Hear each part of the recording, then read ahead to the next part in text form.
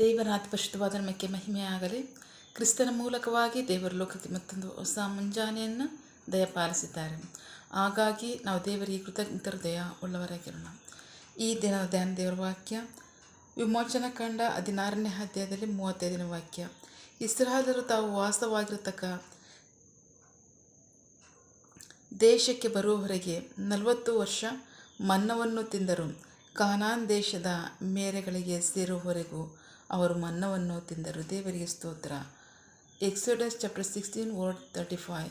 The Israelites ate manna for the next 40 years until they reached the land of Canaan where they settled. ದೇವರಿಗೆ ಸ್ತೋತ್ರ.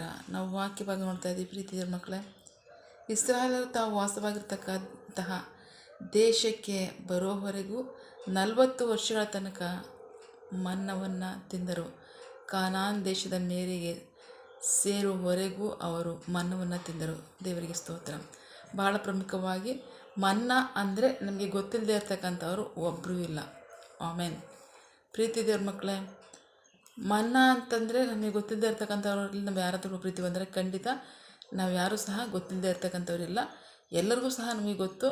ಅದು ಯಾತಕ್ಕೋಸ್ಕರ ಅಂತಂದರೆ ದೇವರು ಪರಲೋಕದಿಂದ ಸುರಿಸಿದಂತಹ ರೊಟ್ಟಿ. ಅದು ಆ ರೊಟ್ಟಿ ತನ್ನ ವಾಗ್ದಾನಕ್ಕೋಸ್ಕರ ಕರೆಯಲ್ಪಟ್ಟಂಥ ಜನರು ಅಡವಿಯಲ್ಲಿ ಸಂಚಾರ ಮಾಡಬೇಕಾದ್ರೆ ಅವರ ಆಹಾರಕ್ಕೋಸ್ಕರವಾಗಿ ದೇವರು ಪರಲೋಕದಿಂದ ದೇವದೂತರು ತಿನ್ನುವಂತಹ ಮನ್ನವನ್ನು ಅವರಿಗೆ ಪ್ರತಿ ಮುಂಜಾನೆ ಸುರಿಸ್ತಿದ್ರು ಅಂತ ನಮಗೆಲ್ಲರಿಗೂ ಚೆನ್ನಾಗಿ ಗೊತ್ತು. ಗೊತ್ತಿಲ್ಲದೆ ಇರ್ತಕ್ಕಂಥ ಪ್ರೀತಿ ದೇವ್ರ ಮಕ್ಕಳು ನಮ್ಮಲ್ಲಿ ಒಬ್ಬರು ಇಲ್ಲ, ಎಲ್ಲರಿಗೂ ಗೊತ್ತಿದೆ.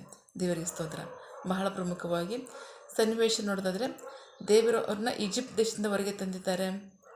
ವಾಗ್ದಾನದ ಅವರ ಪಿತೃಗಳಿಗೆ ವಾಗ್ದಾನ ಮಾಡಿದಂಥ ಕಾನಾನ್ ದೇಶವನ್ನು ಸೇರಿಸುವಂತಹ ಸನ್ನಿವೇಶದಲ್ಲಿ ಮಾರ್ಗ ಮಧ್ಯದಲ್ಲಿ ಆಹಾರಕ್ಕಾಗಿ ಜನರು ಮೋಶೆಯ ಸಂಗಡ ತಿರುಗಿ ಬಿದ್ದು ಜಗಳ ಶುರು ಮಾಡಿದ್ರು.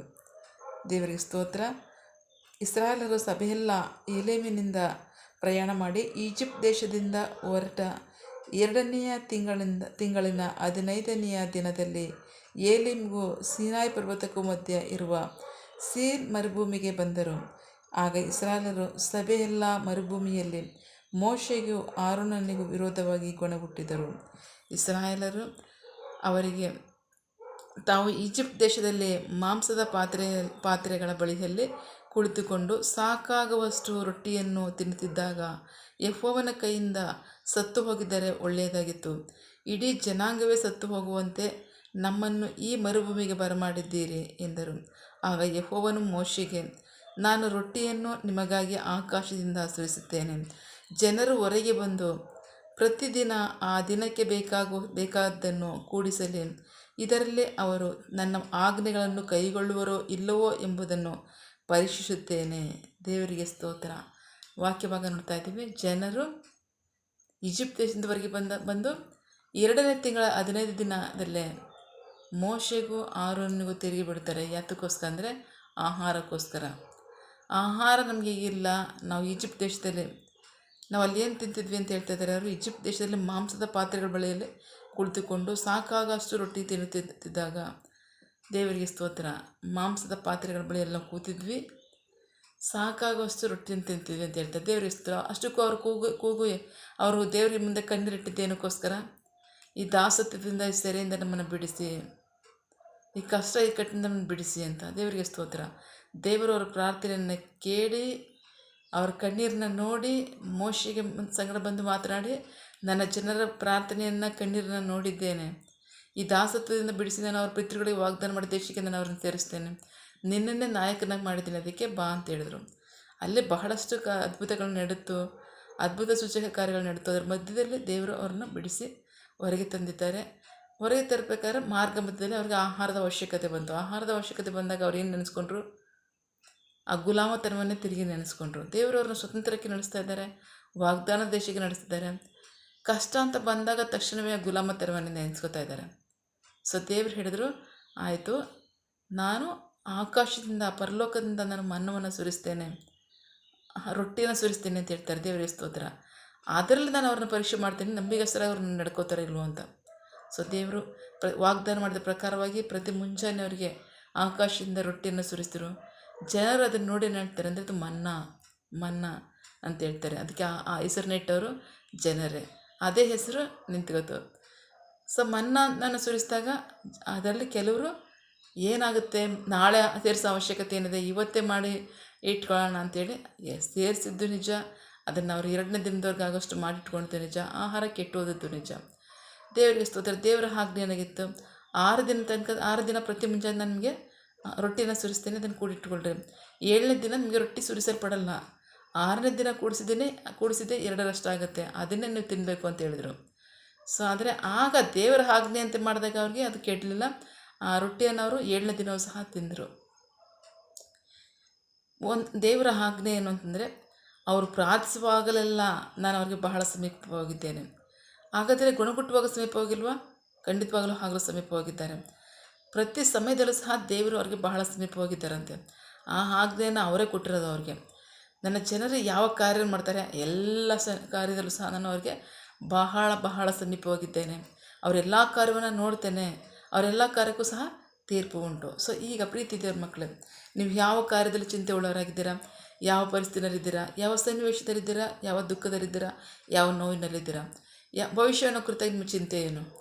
ವಾಕ್ಯದಲ್ಲಿ ಹೇಳ್ತಾ ಇದ್ದಾರೆ, ಇಸ್ರಾಯೇಲರು ತಾವು ವಾಸವಾಗಿರತಕ್ಕಂಥ ದೇಶಕ್ಕೆ ಬರುವವರೆಗೂ 40 ವರ್ಷಗಳ ಮನ್ನವನ್ನು ತಿಂದರು. ಕಾನಾನ್ ದೇಶದ ಮೇರೆಗೆ ಸೇರುವವರೆಗೂ ಅವರು ಮನ್ನವನ್ನು ತಿಂದರು. ದೇವರಿಗೆ ಸ್ತೋತ್ರ.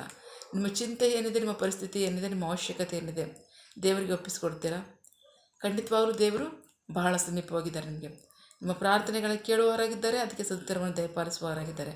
ಅಷ್ಟು ಮಾತ್ರ ಅಲ್ಲ, ತನ್ನ ವಾಗ್ದಾನವನ್ನು ನೆರವೇರಿಸುವುದರಲ್ಲಿ ಅವರು ಇಸ್ರಾಯೇಲರು ದಾಸತ್ವದಲ್ಲಿದ್ದಂಥ 40 ವರ್ಷ ಮಾತ್ರ ಅಲ್ಲ, ವಾಗ್ದಾನಕ್ಕೋಸ್ಕರವಾಗಿ ಕರೆಯಲ್ಪಟ್ಟಿದ್ದಾರೆ. ಅಬ್ರಹಾಮನ ವಾಗ್ದಾನದಲ್ಲಿ ನಿಂತಿದ್ದೀರಾ? ಅಬ್ರಹಾಮನ ವಾಗ್ದಾನವನ್ನು ದೇವರು ಎಂದಾದರೂ ಮರೆತಿದ್ದಾರಾ?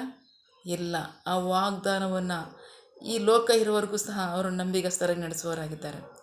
ಆದರೆ ನಿಮ್ಮ ಚಿಂತೆ ಏನಾಗಿದೆ, ನಿಮ್ಮ ಅವಶ್ಯಕತೆ ಏನಾಗಿದೆ, ನಿಮ್ಮ ನಂಬಿಕೆ ಏನಾಗಿದೆ, ಅದಕ್ಕೆ ತಕ್ಕಂಥ ಫಲವನ್ನೇ ನೀವು ಹೊಂದ್ಕೋತೀರಾ. ದೇವರಿಗೆ ಸ್ತೋತ್ರ.